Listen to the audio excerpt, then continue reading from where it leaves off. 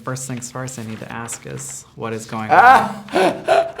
This photo, you both posted it. I need to know the backstory. So the backstory there is, so she lived in that costume. Yes. She was in that for a very long time. And I had a chat with our costume designer, Gwen, and I said, I really feel like on our last day, I need to wear it, just, in solidarity.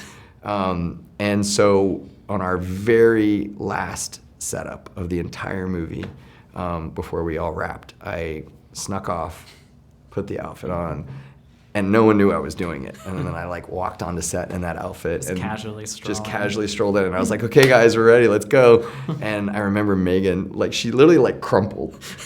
She was cracking up, and it was really, really, really funny. And then the highlight of it for me was, we had our wrap party, and an unnamed, totally random crew member, like a big burly dude, came up to me at the bar and was like, yeah, you look pretty good in that. You pull it off well. I was like, okay. It was really funny. Red But looks good. the crew had a big laugh. Did you do a who wore it better between you guys? You just look at the photo and you decide. It's Meghann. The answer is Meghann. Meghann. She's beautiful. Yeah, she's a knockout, and gorgeous in that outfit. So.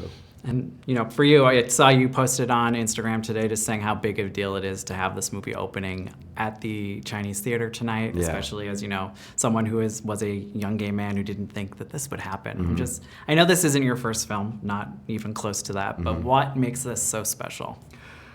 I think you hit these little moments and these markers in your life, and I think tonight is so special for me because I grew up in that theater. Yeah. I saw The Empire Strikes Back in that theater. I saw a lot of movies in that theater, and it was sort of once I really decided that I wanted to make movies for a living too, it really was my temple. And if there was a movie playing there, I would see it. Mm-hmm. And so to have the opportunity to stand on that stage and introduce my own movie, is a dream come true. It's like winning an Oscar for me, to be there. And so, yeah, it's a really special moment for me. I would say it's the first place I went to when I came out to LA. Of course, you go to the Walk of Fame, you take a picture in front of the Chinese theater. It's an iconic theater. It's the most beautiful, magnificent theater in the country, I think. The renovations they did. The renovation is incredible. The scale of it, the picture, the sound, all of it. So it's yeah, it's pretty cool. And I know you also mentioned, you wished your parents could be around to see it. Were they horror/thriller fans? Not both of them. Okay. Definitely not both of them. My dad was a hardcore horror fan, and he was the reason I even got into the genre. He and I watched horror movies a lot together. And he thought they were so cool, and he used to always say oh, I wish I could make these. And he always said, but I'm in a box, creatively. And so I always kind of viewed my whole career as an alter ego of his, an extension of what he wanted to do but couldn't do. And so, yeah, we watched them together. My mother hated them. Not so much. She hated my obsession with them. She thought that I was going to become a serial killer. As a horror fan, I can relate. Yeah, right? That's what happens.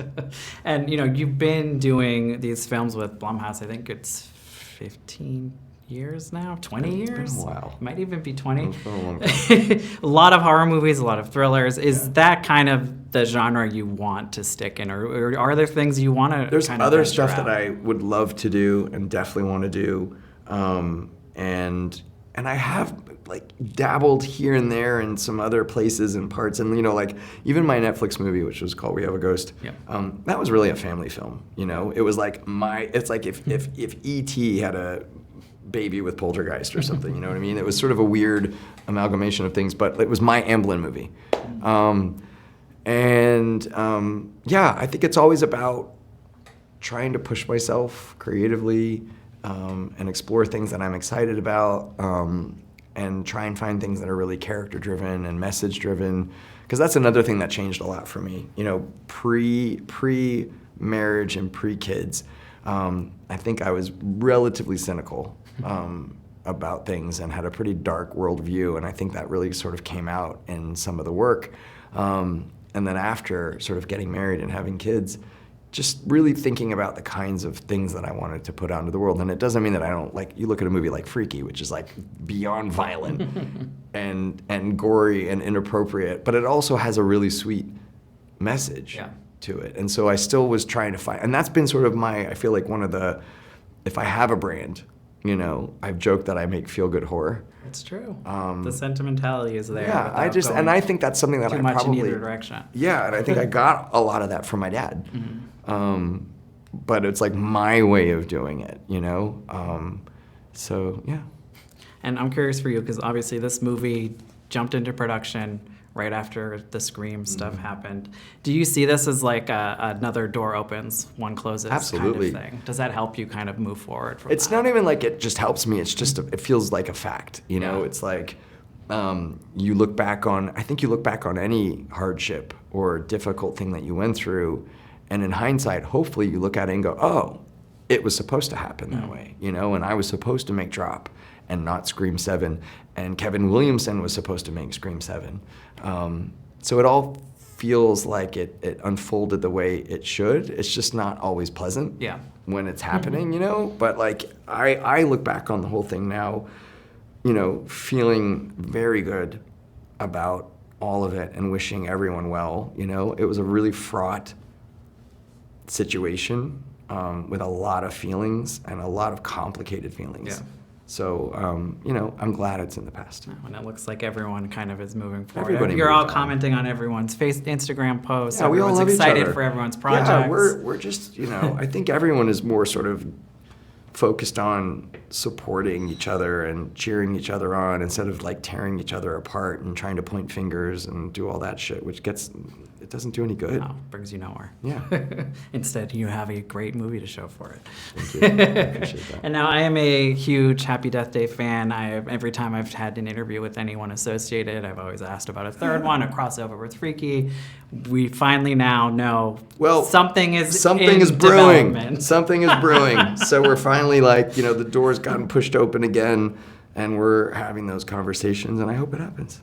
I know there's no script yet. You've talked about having wild ideas. Oh, I've had the same idea. It hasn't been a changing thing. It's been like a very fixed thing, and that's why we were so excited about it, because it really is sort of a conclusion to the trilogy, and it also kind of takes the time loop sort of subgenre in a very new direction, which I was excited about. I'll take that. This movie, it does seem like a date night Red Eye. I know you've said that you love Red Eye. love Red I Eye. am a huge fan of that. Just obviously Wes Craven is some sort of an influence on you, as I think any horror director. But who really are those touchstone people for you, or movies for you that you return back to? I mean, over if and we're over? talking horror and directors, I mean, it's definitely Wes.